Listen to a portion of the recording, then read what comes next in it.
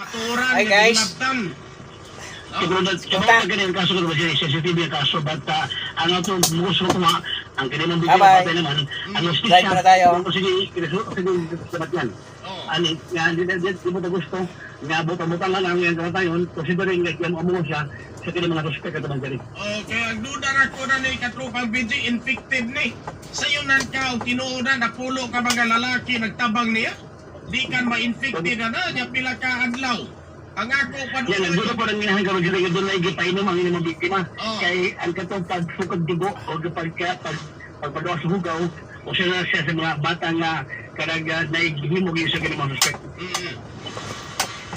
So man atong pagtanginaw dili mismo sa lugar sa sulod kalabot na kini mao'y dinitiyaw nga pagka patay sa sagitan niya yung amungan sa nako ka taong apan ang pulis ilang